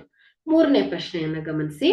ಖಚಿತವಾಗಿ ಸಂಭವಿಸುವ ಒಂದು ಘಟನೆಯ ಸಂಭವನೀಯತೆ. ಸೊ ನಡೆಯುತ್ತೆ, ಏನ್ ಹೇಳ್ತೇವೆ, ಸಂಭವನೀಯತೆಯು 1. ಇಂತಹ ಘಟನೆಯನ್ನ ಏನಂತ ಹೇಳ್ತೇವೆ, ಖಚಿತ ಘಟನೆ. ಸೊ ಖಚಿತ ಘಟನೆ ಅಂತ ಹೇಳ್ತೇವೆ. ಅದೇ ರೀತಿ ನಾಲ್ಕನೇ ಪ್ರಶ್ನೆ, ಒಂದು ಪ್ರಯೋಗದ ಎಲ್ಲಾ ಪ್ರಾಥಮಿಕ ಘಟನೆಗಳ ಸಂಭವನೀಯತೆಯ ಮೊತ್ತ ಎಷ್ಟಾಗತ್ತೆ ಹೇಳಿ, 1 ಅಲ್ವಾ. ನೋಡಿ, ಕಾಯಿನ್. ಸೊ ಪ್ರತಿಯೊಂದು ಪ್ರಾಥಮಿಕ ಘಟನೆ ನೋಡಿ, ಕಾಯಿನಿಗೆ ತಗೊಂಡ್ರೆ ಪಿ ಆಫ್ ಹೆಡ್ ಬೀಳುವ ಸಂಭವನೀಯತೆ 1/2 ಪ್ಲಸ್ ಟೇಲ್ ಬೀಳುವ ಸಂಭವನೀಯತೆ 1/2. ಸೊ ಪ್ರತಿಯೊಂದು ಘಟನೆಯನ್ನ ಏನಂತ ಹೇಳ್ತೇವೆ ನಾವು? ಪ್ರಾಥಮಿಕ ಇಂಡಿವಿಜುವಲ್ ಈವೆಂಟ್ಸ್ ಅನ್ನ ನಾವು ಪ್ರಾಥಮಿಕ ಘಟನೆಗಳು ಅಂತ ಹೇಳ್ತೇವೆ. ಸೊ ಈ ಪ್ರಾಥಮಿಕ ಘಟನೆಗಳ ಮೊತ್ತ ಯಾವಾಗ್ಲೂ ಏನಾಗಿರುತ್ತೆ? 1 ಆಗಿರುತ್ತೆ. ಅದೇ ನೀವು ದಾಳವನ್ನ ತಗೊಂಡ್ರೆ, ಸೊ 1 ಬೀಳುವ ಸಂಭವನೀಯತೆ 1/6, 2 ಬೀಳುವ ಸಂಭವನೀಯತೆ 1/6, 3 ಬೀಳುವ ಸಂಭವನೀಯತೆ 1/6, 4 ಬೀಳುವ ಸಂಭವನೀಯತೆ 1/6, ಹಾಗೆ 5 ಬೀಳುವ ಸಂಭವನೀಯತೆ 1/6, 6 ಬೀಳುವ ಸಂಭವನೀಯತೆ 1/6. ಸೊ ಇವುಗಳನ್ನೆಲ್ಲ ಏನಂತ ಹೇಳ್ತೇವೆ ನಾವು? ಪ್ರಾಥಮಿಕ ಘಟನೆಗಳು ಅಂತ ಹೇಳ್ತೇವೆ. ಸೊ ಈ ಪ್ರಾಥಮಿಕ ಘಟನೆಗಳ ಮೊತ್ತ ಏನಾಗಿರುತ್ತೆ? ಯಾವಾಗಲೂ 1 ಆಗಿರುತ್ತೆ. ಓಕೆ, ಸೊ ಪ್ರಶ್ನೆಯಲ್ಲಿ ಕೇಳಿದ್ದು ಹೀಗೆ. ಸೊ 5ನೇ ಪ್ರಶ್ನೆ ನೋಡಿ, ಒಂದು ಘಟನೆಯ ಸಂಭವನೀಯತೆಯು ಡ್ಯಾಶ್ ಗಿಂತ ದೊಡ್ಡದು ಅಥವಾ ಸಮ ಮತ್ತು ಡ್ಯಾಶ್ ಗಿಂತ ಚಿಕ್ಕದು ಅಥವಾ ಸಮವಾಗಿರುತ್ತೆ. ಅಂದ್ರೆ ಇದರ ವ್ಯಾಪ್ತಿ, ಒಂದು ಘಟನೆಯ ವ್ಯಾಪ್ತಿ ಏನಾಗಿರುತ್ತೆ ಹೇಳಿ? 0ಗಿಂತ ದೊಡ್ಡದು ಅಥವಾ ಸಮ ಆಗಿರುತ್ತೆ ಮತ್ತು 1ಕ್ಕಿಂತ ಚಿಕ್ಕದು ಅಥವಾ ಸಮವಾಗಿರುತ್ತೆ. ಓಕೆ,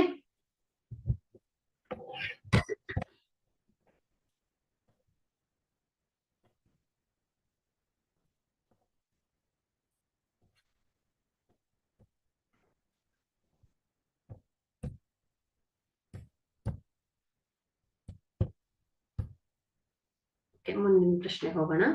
ಸೊ 2ನೇ ಪ್ರಶ್ನೆ.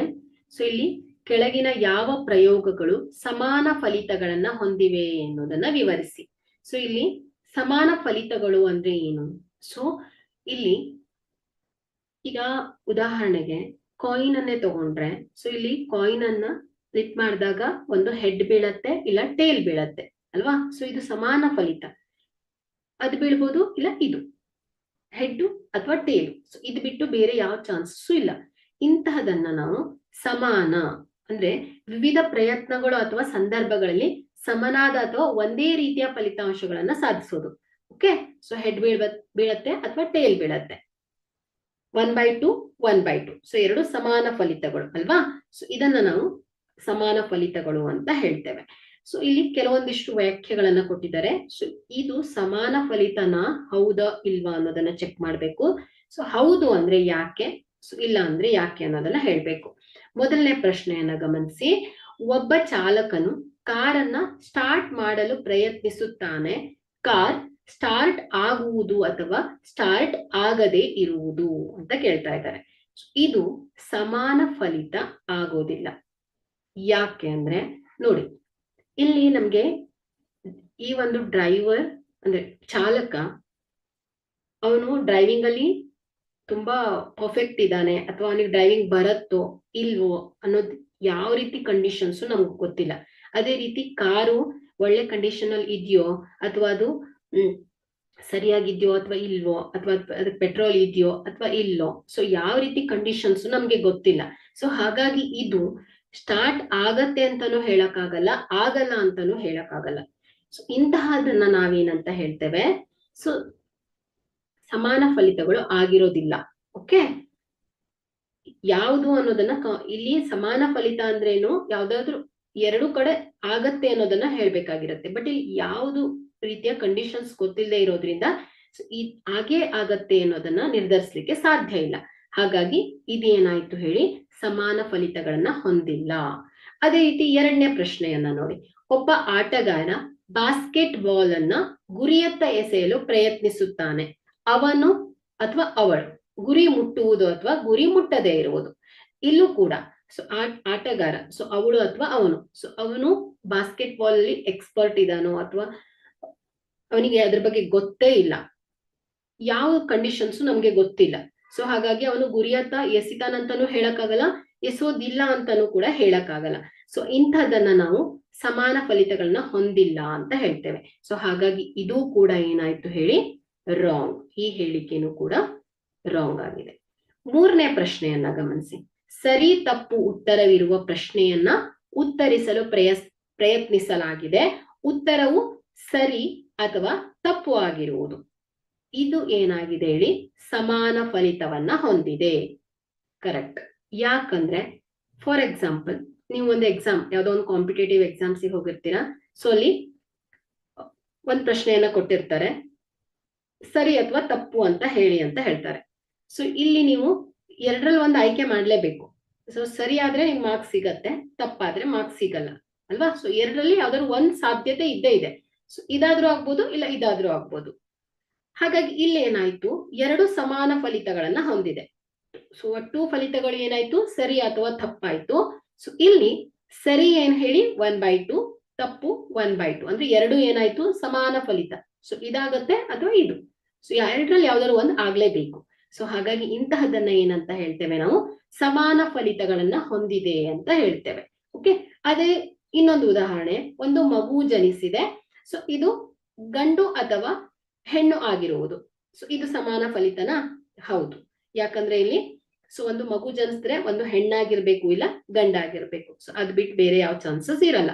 ಹಾಗಾಗಿ ಇಲ್ಲೂ ಕೂಡ ಏನಾಗುತ್ತೆ ಹೇಳಿ, ಸಮಾನ ಫಲಿತವನ್ನ ಹೊಂದಿದೆ ಅಂತ ಹೇಳ್ಬೋದು. ಓಕೆ. ಸೊ ಈ ರೀತಿಯಲ್ಲಿ ನಾವು ಸಮಾನ ಫಲಿತಗಳನ್ನ ಎಕ್ಸ್ಪ್ಲೇನ್ ಮಾಡ್ತೇವೆ. ಓಕೆ. ಸೊ ಈಗ ಪ್ರಶ್ನೆಯನ್ನ ನೋಡ್ತಾ ಹೋಗೋಣ. ಸೊ ಕೆಳಗಿನವುಗಳಲ್ಲಿ ಯಾವುದು ಒಂದು ಘಟನೆಯ ಸಂಭವನೀಯತೆ ಆಗಿರಲು ಸಾಧ್ಯವಿಲ್ಲ ಅಂತ ಕೇಳಿದ್ದಾರೆ. ಸೊ ಒಂದು ಘಟನೆಯ ಸಂಭವನೀಯತೆಯ ವ್ಯಾಪ್ತಿ ಏನಾಗಿರುತ್ತೆ ಹೇಳಿ, 0ದಿಂದ 1ರ ನಡುವೆ ಇರುತ್ತೆ. ಅಂದ್ರೆ ಒಂದು ಘಟನೆ ನಡೆಯುತ್ತೆ ಅನ್ನೋದನ್ನ ಹೇಳೋದು, ಇದರ ವ್ಯಾಪ್ತಿ ಏನಾಗಿರುತ್ತೆ, 0ದಿಂದ 1. ಅಂದ್ರೆ ಇಲ್ಲಿ ಘಟನೆಯ ಸಂಭವನೀಯತೆ ಆಗಿರಲು ಸಾಧ್ಯವಿಲ್ಲ ಅನ್ನೋದಂದ್ರೆ ಹೇಗಿರ್ಬೇಕು, 0ಕ್ಕಿಂತ ಕಡಿಮೆ ಇರ್ಬೇಕು ಅಥವಾ 1ಕ್ಕಿಂತ ಜಾಸ್ತಿ ಇರ್ಬೇಕು ಆ ವ್ಯಾಲ್ಯೂ. ಇಷ್ಟಂತೂ ಅರ್ಥ ಆಯ್ತು. ಹಾಗಾದ್ರೆ ಕೊಟ್ಟಿರೋದ್ರಲ್ಲಿ ಯಾವುದು, 2/3 ಅನ್ನ ನೋಡಿ. ಸೊ 2/3. ಸೊ ಇದನ್ನ ಸಿಂಪ್ಲಿಫೈ ಮಾಡಿದ್ರೆ 3 1 3 6 15 0.66 ಬರ್ತಾ ಇದೆ. ಸೊ ಇದೇನಾಯ್ತು, 0 ಮತ್ತು 1ರ ನಡುವೆ ಇದೆ ಅಂತ ಆಯ್ತು. ಹಾಗಾಗಿ ಇದು ಘಟನೆಯ ಸಂಭವನೀಯತೆ ಆಗಿರಲು ಚಾನ್ಸಸ್ ಇದೆ. ಅದೇ ಬಿ ಅನ್ನ ನೋಡಿ. ಬಿ -1.5 ಇದೆ ನೋಡಿ. ಇಲ್ಲಿ 1ಕ್ಕಿಂತ ಜಾಸ್ತಿ ಇಲ್ಲ, ಬಟ್ 0ಕ್ಕಿಂತ ಕಡಿಮೆ ಇದೆ, ನೆಗೆಟಿವ್ ಸೈನ್ ಬಂದಿದೆ. ಹಾಗಾಗಿ ಇದು ಏನಾಗತ್ತೆ ಹೇಳಿ, ಇದರ ವ್ಯಾಪ್ತಿಯಲ್ಲಿ ಇಲ್ಲ. ಅಂದ್ರೆ ಏನಾಯ್ತು, ಘಟನೆಯ ಸಂಭವನೀಯತೆ ಆಗಿರಲು ಸಾಧ್ಯವಿಲ್ಲ. ಸೊ ಸರಿಯಾದ ಆಯ್ಕೆ ಯಾವ್ದಾಗತ್ತೆ, ಬಿ ಆಗತ್ತೆ.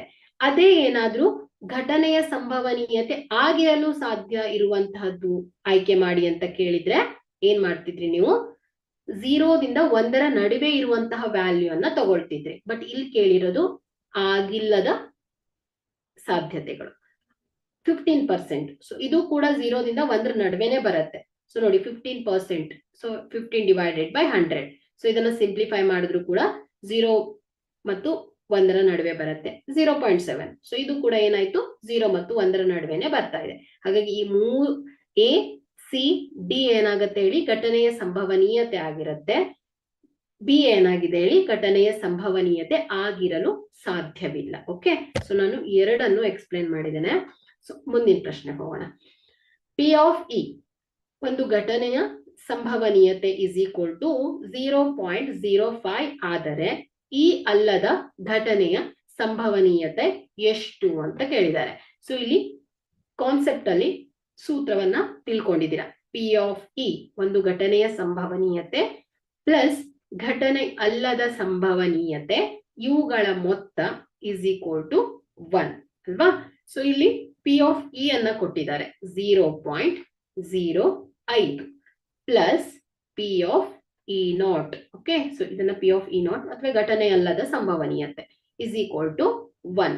So P of E not is equal to ಏನಾಗುತ್ತೆ, 1 ಮೈನಸ್ ಏನಾಗುತ್ತೆ 0.05.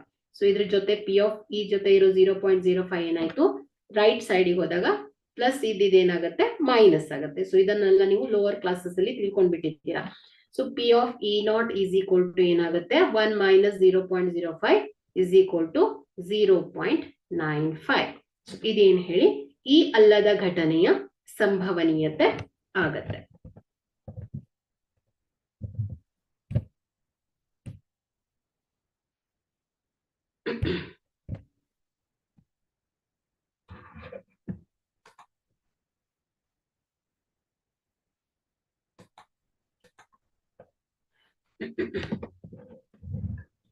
ಮುಂದಿನ ಪ್ರಶ್ನೆ ಹೋಗೋಣ. ಒಂದು ಚೀಲವು ನಿಂಬೆ ಪರಿಮಳದ ಕ್ಯಾಂಡಿಗಳನ್ನ ಮಾತ್ರ ಒಳಗೊಂಡಿದೆ. ಮಾಲಿನಿಯು ಚೀಲದೊಳಗೆ ನೋಡದೆ ಒಂದು ಕ್ಯಾಂಡಿಯನ್ನ ಹೊರತೆಗೆಯುತ್ತಾಳೆ. ಅವಳು ಹೊರತೆಗೆಯುವ ಕ್ಯಾಂಡಿಯ ಒಂದು ಕಿತ್ತಳೆ ಪರಿಮಳದ ಕ್ಯಾಂಡಿ ಆಗಿರುವ ಸಂಭವನೀಯತೆ ಎಷ್ಟು? ಎರಡನೇ ಪ್ರಶ್ನೆ, ಒಂದು ನಿಂಬೆ ಪರಿಮಳದ ಕ್ಯಾಂಡಿ ಆಗಿರುವ ಸಂಭವನೀಯತೆ ಎಷ್ಟು? ಇಲ್ಲಿ ಒಂದು ಚೀಲ, ಆ ಚೀಲದೊಳಗೆ ಏನಿದೆ? ಫುಲ್ ನಿಂಬೆ ಪರಿಮಳದ ಕ್ಯಾಂಡಿಯನ್ನ ಮಾತ್ರ ಹೊಂದಿದೆ ಅಲ್ವಾ? ಹಾಗಾದ್ರೆ ಇಲ್ಲಿ ಅವಳು ಹೊರತೆಗೆಯುವ ಕ್ಯಾಂಡಿ ಒಂದು ಕಿತ್ತಳೆ ಪರಿಮಳದ ಕ್ಯಾಂಡಿ ಆಗಿರುವ ಸಂಭವನೀಯತೆ ಕೇಳ್ತಾ ಇದ್ದಾರೆ. ಅಂದ್ರೆ ಏನಾಯ್ತು ಇಲ್ಲಿ ಫುಲ್ ಆ ಒಂದು ಚೀಲದಲ್ಲಿ ನಿಂಬೆ ಹಣ್ಣಿನ ಪರಿಮಳದ ಕ್ಯಾಂಡಿನೇ ಇದೆ ಅಂದ್ರೆ ಅದು ಎಷ್ಟೇ ಸಲ ಪಿಕ್ ಮಾಡಿದ್ರು ನಿಮ್ಗೆ ಕಿತ್ತಳೆ ಪರಿಮಳದ ಕ್ಯಾಂಡಿ ಸಿಗತ್ತಾ? ಇಲ್ಲ. ಸೊ ಹಾಗಾಗಿ ಇಲ್ಲಿ ಕಿತ್ತಳೆ ಪರಿಮಳದ ಕ್ಯಾಂಡಿಯ ಸಂಭವನೀಯತೆ ಏನಾಗತ್ತೆ ಹೇಳಿ?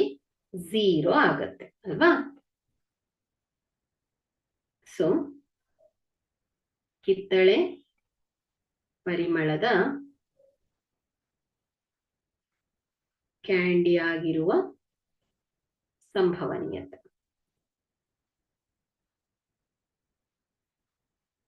is equal to 0. ಎರಡನೇ ಪ್ರಶ್ನೆ, ಒಂದು ನಿಂಬೆ ಪರಿಮಳದ ಕ್ಯಾಂಡಿ ಆಗಿರುವ ಸಂಭವನೀಯತೆಯು ಎಷ್ಟು? ಸೊ ಇಲ್ಲಿ ಆ ಚೀಲದಲ್ಲಿ ಅಷ್ಟು ನಿಂಬೆ ಪರಿಮಳದ ಕ್ಯಾಂಡಿಯನ್ನೇ ಹೊಂದಿದೆ. ಸೊ ಹಾಗಾಗಿ ಎಷ್ಟೇ ಸಲ ನಾವು ಪಿಕ್ ಮಾಡಿದ್ರು ಕೂಡ ನಮ್ಗೆ ನಿಂಬೆ ಪರಿಮಳದ ಕ್ಯಾಂಡಿ ಸಿಗತ್ತೆ, ಅದ್ ಬಿಟ್ಟು ಬೇರೆ ಏನು ಸಿಗಲ್ಲ. ಹಾಗಾಗಿ ಇಲ್ಲಿ ನಿಂಬೆ ಪರಿಮಳದ ಕ್ಯಾಂಡಿಯ ಸಂಭವನೀಯತೆ ಏನಾಗತ್ತೆ ಹೇಳಿ? 1. ಯಾಕಂದ್ರೆ ಇದು ಖಚಿತವಾಗಿ ಇದೇ ಆಗತ್ತೆ, ಖಚಿತವಾಗಿ ಈ ಒಂದು ಘಟನೆ ಸಂಭವಿಸತ್ತೆ ಅನ್ನೋದನ್ನ ಸೂಚಿಸುತ್ತೆ. ಹಾಗಾಗಿ ಇಲ್ಲಿ ನಿಂಬೆ ಪರಿಮಳದ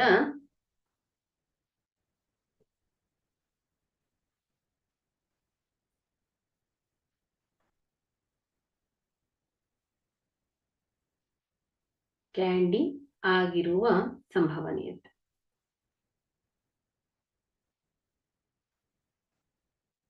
is equal to 1. ಸೊ ಇದನ್ನ ಖಚಿತ ಘಟನೆ ಅಂತ ಹೇಳ್ತೇವೆ. ಸೊ ಮೊದಲನೇದೇನ್ ಹೇಳಿ? ಅಸಂಭವ ಘಟನೆ ಆಗುತ್ತೆ. ಮುಂದಿನ ಪ್ರಶ್ನೆಗೆ ಹೋಗೋಣ. 3 ಮಕ್ಕಳ ಒಂದು ಗುಂಪಿನಲ್ಲಿ 2 ಮಕ್ಕಳ ಜನ್ಮದಿನವು ಒಂದೇ ದಿನ ಆಗಿರದ ಸಂಭವನೀಯತೆಯು 0.992 ಎಂದು ನೀಡಿದೆ. 2 ಮಕ್ಕಳ ಜನ್ಮದಿನವು ಒಂದೇ ದಿನ ಆಗಿರುವ ಸಂಭವನೀಯತೆ ಎಷ್ಟು?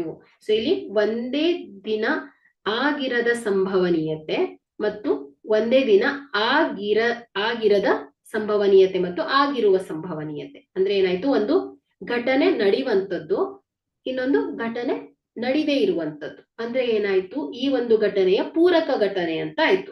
ಸೊ ಯಾವಾಗ್ಲೂ ಘಟನೆ ಮತ್ತು ಆ ಪೂರಕ ಘಟನೆಗಳ ಮೊತ್ತ ಏನಾಗಿರುತ್ತೆ? 1 ಆಗಿರುತ್ತೆ.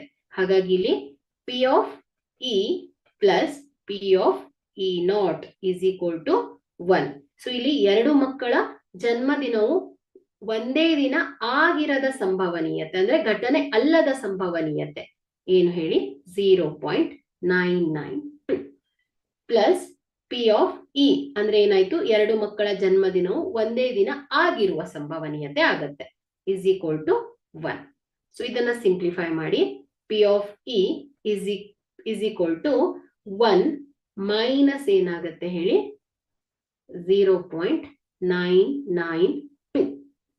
P of E is equal to 0.008. ಹಾಗಾಗಿ ಇಲ್ಲಿ 2 ಮಕ್ಕಳ ಜನ್ಮದಿನವು ಒಂದೇ ದಿನ ಆಗಿರುವ ಸಂಭವನೀಯತೆ ಎಷ್ಟಾಗತ್ತೆ? 0.008 ಆಗಿದೆ.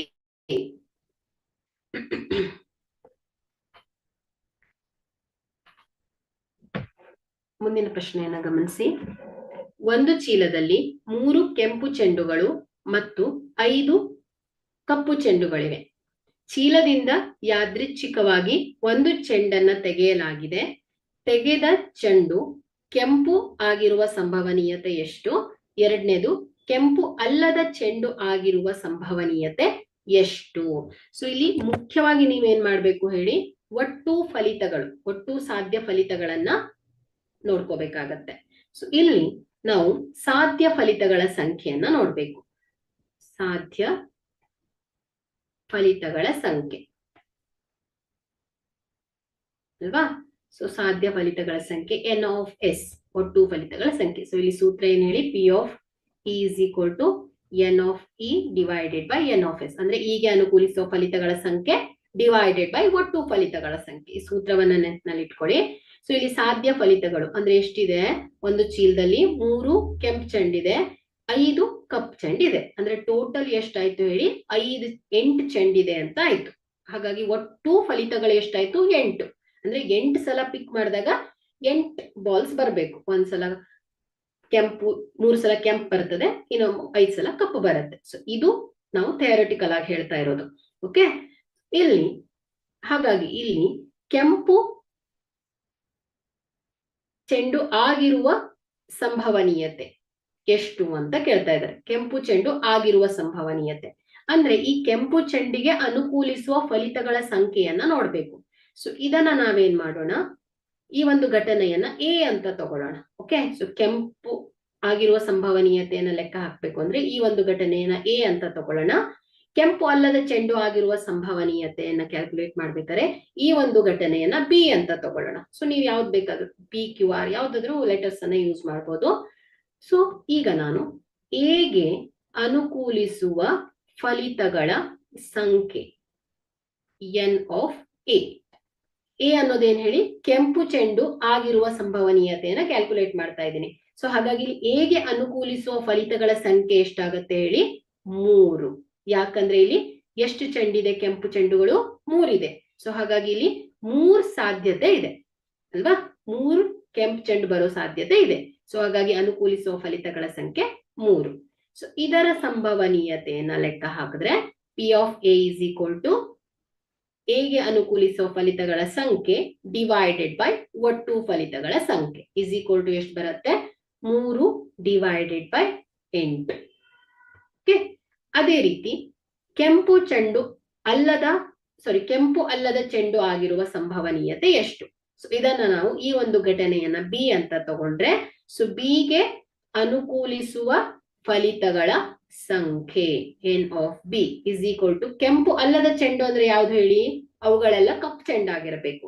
ಅಂದ್ರೆ ಏನಾಗತ್ತೆ ಹೇಳಿ, ಕಪ್ಪು ಆಗಿರುವ ಸಂಭವನೀಯತೆಯನ್ನ ಕ್ಯಾಲ್ಕುಲೇಟ್ ಮಾಡ್ಬೇಕು. ಅದಕ್ಕೂ ಮೊದಲು ಕಪ್ಪು ಅಂದ್ರೆ ಈ ಒಂದು ಕಪ್ಪು ಬಣ್ಣಕ್ಕೆ ಅನುಕೂಲಿಸುವ ಫಲಿತಗಳ ಸಂಖ್ಯೆ ಎಷ್ಟು ಹೇಳಿ, 5 ಅಲ್ವಾ, 5 ಕಪ್ಪು ಚೆಂಡಿದೆ. ಸೊ ಹಾಗಾಗಿ ಬಿಗೆ ಅನುಕೂಲಿಸುವ ಫಲಿತಗಳ ಸಂಖ್ಯೆ 5. ಸೊ ಬಿಯ ಸಂಭವನೀಯತೆ ಏನಾಗತ್ತೆ ಹೇಳಿ, 5 ಡಿವೈಡೆಡ್ ಬೈ ಒಟ್ಟು ಫಲಿತಗಳ ಸಂಖ್ಯೆ. ಓಕೆ, ಸೊ ನೋಡಿ ಈಸಿ ಅನ್ಸತ್ತೆ, ಬಟ್ ಕಾನ್ಸೆಪ್ಟ್ ಅನ್ನ ಕ್ಲಿಯರ್ ಮಾಡ್ಕೊಂಡ್ರೆ ತುಂಬಾ ಈಸಿ. ಬಟ್ ಕೆಲವೊಮ್ಮೆ ನೋಡಿ ಇಲ್ಲಿ ಈ ರೀತಿ ಟ್ವಿಸ್ಟ್ ಆಗಿ ಕ್ವಶನ್ಸ್ ಅನ್ನ ಕೇಳ್ತಾ ಇರ್ತಾರೆ. ಕೆಂಪು ಅಲ್ಲದ ಚೆಂಡು ಅಂತ ಕೇಳ್ತಾರೆ. ಸೊ ಆಗ ನೋಡಿ ಯೋಚನೆ ಮಾಡ್ಬೇಕಲ್ಲಿ, ಕೆಂಪು ಅಲ್ಲದ ಚೆಂಡು ಅಂದ್ರೆ ಯಾವುದು ಅಲ್ವಾ. ಸೊ ಈ ರೀತಿಯಾಗಿ ಪ್ರಶ್ನೆಗಳನ್ನು ಕೂಡ ಕೇಳ್ತಾ ಇರ್ತಾರೆ. ಮುಂದಿನ ಪ್ರಶ್ನೆಗೆ ಹೋಗೋಣ. ಒಂದು ಗೋಲಕವು ಅಂದ್ರೆ ಹಣದ ಹುಂಡಿ 50 ಪೈಸೆಯ 100 ನಾಣ್ಯಗಳನ್ನ, 1 ರೂಪಾಯಿಯ 50 ನಾಣ್ಯಗಳನ್ನ, ಹಾಗೆ 10 ರೂಪಾಯಿಯ 20 ನಾಣ್ಯಗಳನ್ನ, 2 ರೂಪಾಯಿಯ 20 ನಾಣ್ಯಗಳನ್ನ ಹಾಗೂ 5 ರೂಪಾಯಿಯ 10 ನಾಣ್ಯಗಳನ್ನ ಒಳಗೊಂಡಿದೆ. ಅದನ್ನ ಬೋರಲು ಹಾಕಿದಾಗ ಯಾವುದಾದರೂ ಒಂದು ನಾಣ್ಯ ಹೊರಬೀಳುವ ಸಮಾನ ಸಾಧ್ಯತೆಗಳೇ. ಆ ನಾಣ್ಯವು ಒಂದು 50 ಪೈಸೆ ನಾಣ್ಯ ಆಗಿರುವ ಸಂಭವನೀಯತೆ ಎಷ್ಟು, ಹಾಗೆ ಒಂದು 5 ರೂಪಾಯಿಯ ನಾಣ್ಯ ಆಗಿರದ ಸಂಭವನೀಯತೆ ಎಷ್ಟು ಅನ್ನೋದನ್ನ ಹೇಳ್ಬೇಕು.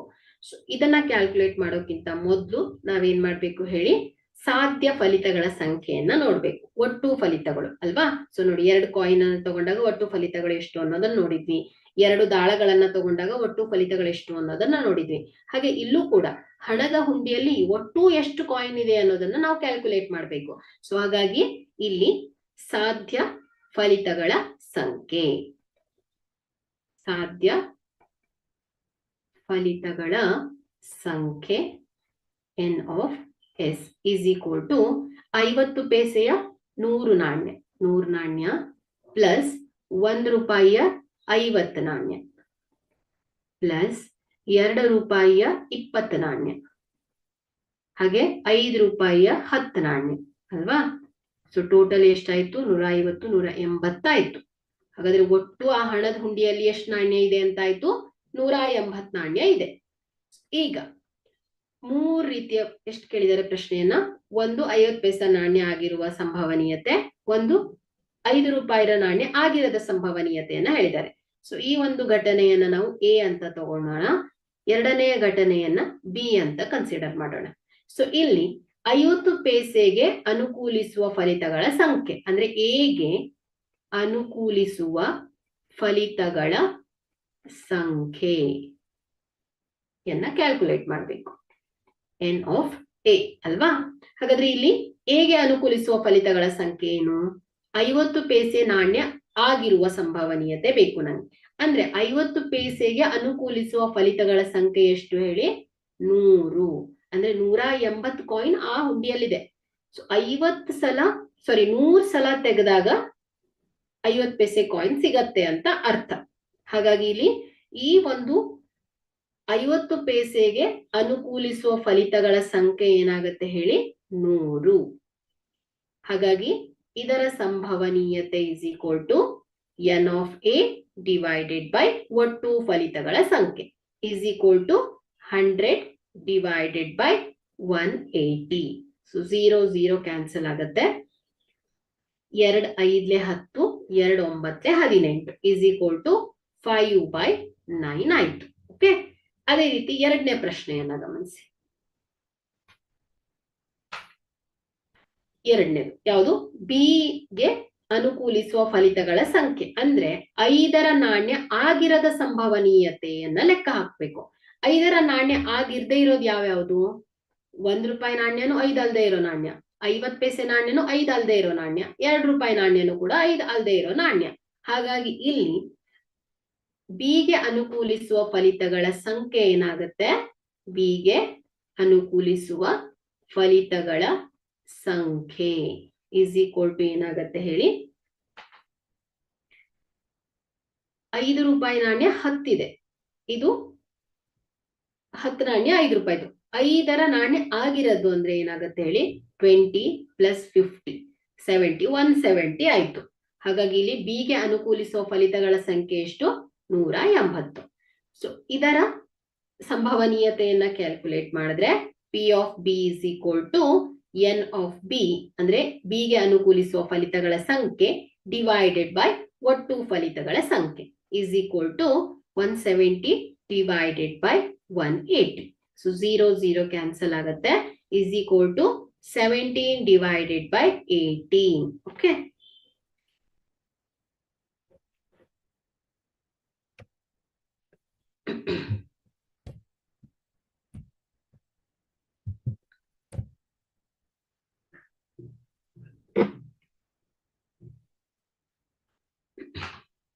ಮುಂದಿನ ಪ್ರಶ್ನೆ ಹೋಗೋಣ.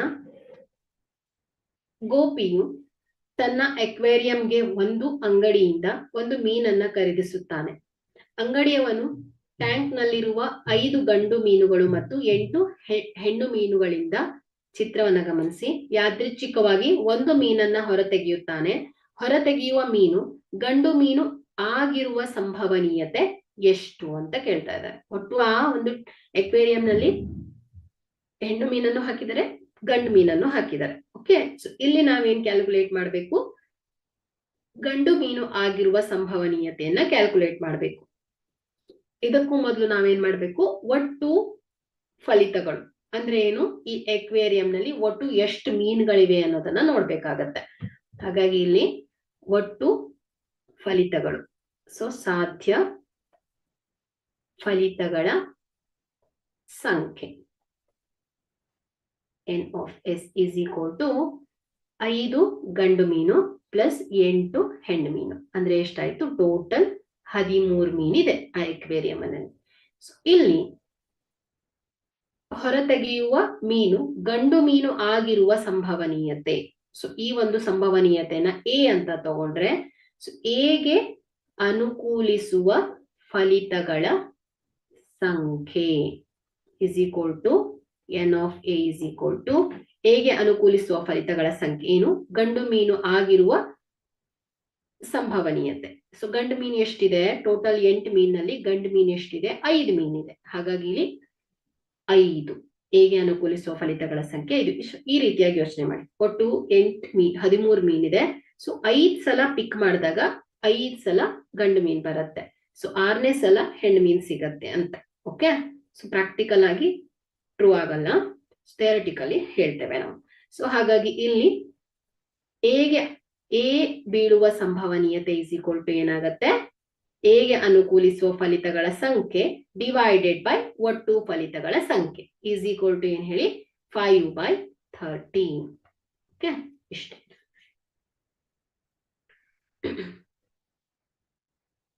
ಮುಂದಿನ ಪ್ರಶ್ನೆಗೆ ಹೋಗೋಣ.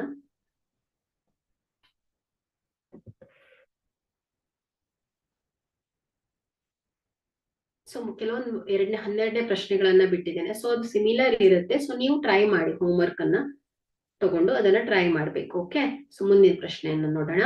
ಒಂದು ದಾಳವನ್ನ ಒಂದು ಸಲ ಎಸೆಯಲಾಗಿದೆ, ಒಂದು ಅವಿಭಾಜ್ಯ ಸಂಖ್ಯೆ ಬರುವ ಸಂಭವನೀಯತೆ. ಎರಡನೇದು 2 ಮತ್ತು 6ರ ನಡುವಿನ ಒಂದು ಸಂಖ್ಯೆ ಬರುವ ಸಂಭವನೀಯತೆ. ಹಾಗೆ ಮೂರನೇ ಪ್ರಶ್ನೆ ಏನಿದೆ? ಒಂದು ಬೆಸ ಸಂಖ್ಯೆಯನ್ನ ಪಡೆಯುವ ಸಂಭವನೀಯತೆಯನ್ನ ಕಂಡು ಹಿಡಿಯಿರಿ ಅಂತ ಕೇಳಿದ್ದಾರೆ. ಸೊ ಮೊದಲನೇದಾಗಿ ಏನ್ ಮಾಡ್ಬೇಕು? ಒಟ್ಟು ಸಾಧ್ಯ ಫಲಿತಗಳ ಸಂಖ್ಯೆ, ಎಲ್ಲಾ ಸಾಧ್ಯ ಫಲಿತಗಳ ಸಂಖ್ಯೆಯನ್ನ ನೋಡ್ಬೇಕು. ಸೊ ಇಲ್ಲಿ ಒಂದು ದಾಳ ಇದೆ ಅಂತ ಇದ್ದಾರೆ. ಇಲ್ಲಿ 2 ಕೊಟ್ಟಿದ್ರೆ ಒಟ್ಟು ಫಲಿತಗಳ ಸಂಖ್ಯೆ ಬೇರೆ ಆಗ್ತಿತ್ತು. ಬಟ್ ಇಲ್ಲಿ 1 ಕೊಟ್ಟಿದ್ದಾರೆ. ಸೊ ಹಾಗಾಗಿ ಇಲ್ಲಿ ಸಾಧ್ಯ ಫಲಿತಗಳ ಸಂಖ್ಯೆ ಏನಾಗುತ್ತೆ ಹೇಳಿ? 6 ಅಲ್ವಾ? 6 ಮುಖಗಳಿದೆ. ಸೊ 6 ಚಾನ್ಸಸ್ ಇದೆ ಅಂತ ಆಯ್ತು. ಹಾಗಾಗಿ ಒಟ್ಟು ಫಲಿತಗಳು 6. ಸೊ ಇಲ್ಲಿ ನಾವು ಮೊದಲನೆಯ ಒಂದು ಘಟನೆಯನ್ನ ಎ ಅಂತ ತಗೊಳ್ಳೋಣ, ಎರಡನೇ ಘಟನೆಯನ್ನ ಬಿ ಅಂತ ತಗೊಳ್ಳೋಣ, ಮೂರನೇ ಘಟನೆಯನ್ನ ಸಿ ಅಂತ ತಗೊಳ್ಳೋಣ. ಸೊ ಇಲ್ಲಿ ಮೊದಲನೇದಾಗಿ ಒಂದು ಅವಿಭಾಜ್ಯ ಸಂಖ್ಯೆ ಬರುವ ಸಂಭವನೀಯತೆ ಅಂದ್ರೆ 1, 2, 3, 4, 5, 6 ನಂಬರ್ಸ್ ಇದೆ. 6 ನಂಬರ್ ಇದೆ. ಸೊ ಇದರಲ್ಲಿ ಇಷ್ಟರಲ್ಲೇ ಅವಿಭಾಜ್ಯ ಸಂಖ್ಯೆ ಬರುವ ಸಂಭವನೀಯತೆಯನ್ನ ಹೇಳ್ಬೇಕು. ಸೊ ಇಲ್ಲಿ ಈ ಇಷ್ಟು ಸಂಖ್ಯೆಗಳಲ್ಲಿ ಅವಿಭಾಜ್ಯ ಸಂಖ್ಯೆಗಳು ಯಾವ್ಯಾವುದು? ಅವಿಭಾಜ್ಯ ಸಂಖ್ಯೆಗಳು ಅಲ್ವಾ? ಅವಿಭಾಜ್ಯ ಸಂಖ್ಯೆಗಳು ಯಾವ್ಯಾವ್ದನ್ನೋದು ಕಂಡುಹಿಡಿಬೇಕು ಅಂದ್ರೆ ನಿಮ್ಗೆ ಅವಿಭಾಜ್ಯ ಸಂಖ್ಯೆ ಅಂದ್ರೆ ಏನು ಅನ್ನೋದು ಗೊತ್ತಿರ್ಬೇಕು. ಅವಿಭಾಜ್ಯ ಸಂಖ್ಯೆ ಅಂದ್ರೆ ಏನ್ ಹೇಳತ್ತೆ? ಯಾವುದೇ ಒಂದು ಸಂಖ್ಯೆ, ಆ ಸಂಖ್ಯೆ ಏನಾಗ್ತಾ ಇರುತ್ತೆ? 1 ಮತ್ತು ಅದೇ ಸಂಖ್ಯೆಯಿಂದ ಭಾಗ ಆಗ್ತಾ ಇರುತ್ತೆ. ಅಂತಹ ಸಂಖ್ಯೆಗಳನ್ನ ಏನಂತ ಹೇಳ್ತೇವೆ ನಾವು? ಅವಿಭಾಜ್ಯ ಸಂಖ್ಯೆ ಅಂತ ಹೇಳ್ತೇವೆ. 1ಅನ್ನು ಹೊರತುಪಡಿಸಿ ಹೇಳ್ತಾ ಇರ್ಬೇಕು. ಓಕೆ, ಸೊ ನೋಡಿ 2 ಒಂದು ಅವಿಭಾಜ್ಯ ಸಂಖ್ಯೆ. ಯಾಕೆ ಹೇಳಿ? 2 1ರಿಂದ ಭಾಗ ಆಗತ್ತೆ, ಅದೇ ಸಂಖ್ಯೆಯಿಂದ ಭಾಗ ಆಗತ್ತೆ. 3 ಅವಿಭಾಜ್ಯ ಸಂಖ್ಯೆ. ಅದೇ ರೀತಿ 4 ಆಗತ್ತ ಅವಿಭಾಜ್ಯ ಸಂಖ್ಯೆ? ಅಲ್ಲ. ಯಾಕೆ ಹೇಳಿ? 4 1ರಿಂದ ಭಾಗ ಆಗತ್ತೆ, ಅದೇ ಸಂಖ್ಯೆಯಿಂದನೂ ಭಾಗ ಆಗತ್ತೆ, ಅದು ಬಿಟ್ಟು 2ರಿಂದ ಕೂಡ ಭಾಗ ಆಗತ್ತೆ. ಸೊ ಹಾಗಾಗಿ ಇಂತಹ ಸಂಖ್ಯೆಗಳನ್ನ ನಾವು ಸಂಯುಕ್ತ ಸಂಖ್ಯೆಗಳು ಅಂತ ಹೇಳ್ತೇವೆ. ಬಟ್ ಇಲ್ಲಿ ಕೇಳಿದ್ದು ಅವಿಭಾಜ್ಯ ಸಂಖ್ಯೆ ಅಲ್ವಾ? ಹಾಗಾಗಿ 3 ಮತ್ತೆ 5. ಸೊ ಈ ಒಂದು ದಾಳದಲ್ಲಿ 1ರಿಂದ 6 ನಂಬರ್ಸ್ ಇದೆ. ಇದರಲ್ಲಿ ಇರುವಂತಹ ಅವಿಭಾಜ್ಯ ಸಂಖ್ಯೆಗಳು ಯಾವ್ಯಾವ್ದಾಯ್ತು? 2, 3, 5. ಹಾಗಾಗಿ ಇಲ್ಲಿ ಈ ಒಂದು ಎಗೆ ಅನುಕೂಲಿಸುವ ಫಲಿತಗಳ ಸಂಖ್ಯೆ ಏನಾಗತ್ತೆ? 3. ಯಾಕೆ ಹೇಳಿ? ಎಯ ಘಟನೆ ಅಂದ್ರೆ ಯಾವುದು? ಅವಿಭಾಜ್ಯ ಸಂಖ್ಯೆ.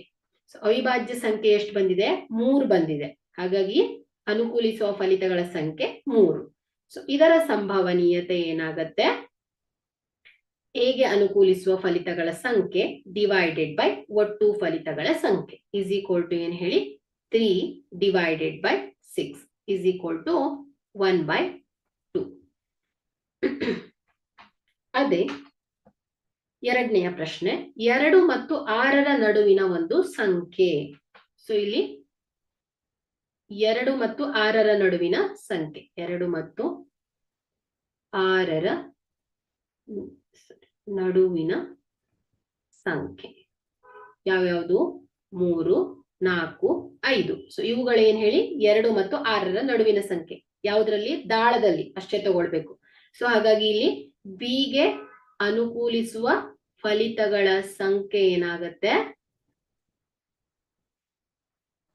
n of b is equal to 3. So ಹಾಗಾಗಿ ಇಲ್ಲಿ ಬಿ ಯ ಸಂಭವನೀಯತೆ ಇಸ್ ಈಕ್ವಲ್ ಟು ಬಿ ಗೆ ಅನುಕೂಲಿಸುವ ಫಲಿತಗಳ ಸಂಖ್ಯೆ ಡಿವೈಡೆಡ್ ಬೈ ಒಟ್ಟು ಫಲಿತಗಳ ಸಂಖ್ಯೆ. So 3 divided by 6 is equal to 1/2. ಅದೇ ರೀತಿ ಇನ್ನೊಂದು ಪ್ರಶ್ನೆಯನ್ನ ಕೇಳಿದರೆ ಒಂದು ಬೆಸ ಸಂಖ್ಯೆಯನ್ನ ಪಡೆಯುವ ಸಂಭವನೀಯತೆಯನ್ನ ಕಂಡುಹಿಡಿಯಿರಿ. ಸೊ ಇಲ್ಲಿ ಬೆಸ ಸಂಖ್ಯೆ ಯಾವ್ದಾಗತ್ತೆ ಹೇಳಿ? ಈ ಒಂದು ದಾಳದಲ್ಲಿ 1 ರಿಂದ 6ರ ನಡುವೆ ಇರುವ ಬೆಸ ಸಂಖ್ಯೆ ಯಾವುದು? 1, 3, 5. ಸೊ ಹಾಗಾಗಿ ಇಲ್ಲಿ ಸಿ ಗೆ ಅನುಕೂಲಿಸುವ ಫಲಿತಗಳ ಸಂಖ್ಯೆ ಏನಾಗತ್ತೆ? N of C is equal to 3. So ಹಾಗಾಗಿ ಪಿ ಆಫ್ ಸಿ ಅಂದ್ರೆ ಸಿ ಈ ಒಂದು ಘಟನೆಯ ಸಂಭವನೀಯತೆ ಇಸ್ ಈಕ್ವಲ್ ಟು ಏನಾಗತ್ತೆ? ಸಿ ಗೆ ಅನುಕೂಲಿಸುವ ಫಲಿತಗಳ ಸಂಖ್ಯೆ ಡಿವೈಡೆಡ್ ಬೈ ಏನಾಗತ್ತೆ? ಒಟ್ಟು ಫಲಿತಗಳ ಸಂಖ್ಯೆ ಇಸ್ ಈಕ್ವಲ್ ಟು ಏನ್ ಹೇಳಿ? 3/6 ಇಸ್ ಈಕ್ವಲ್ ಟು ಏನು? 1/2. ಓಕೆ, ಸೊ ಈ ಎಲ್ಲ ಅಂಶವನ್ನ ಕೂಡ ನಾವು ತಿಳ್ಕೊಂಡ್ವಿ. ಸೊ ಮುಂದಿನ ಕ್ಲಾಸ್ ಅಲ್ಲಿ ನಾವು ಇನ್ನುಳಿದ ಲೆಕ್ಕಗಳನ್ನ ಮಾಡೋಣ. ಸೊ ಇವತ್ತಿನ ಕ್ಲಾಸ್ ಅನ್ನ ನಾನು ಇಲ್ಲಿಗೆ ಎಂಡ್ ಮಾಡ್ತೇನೆ. Once again thank you all.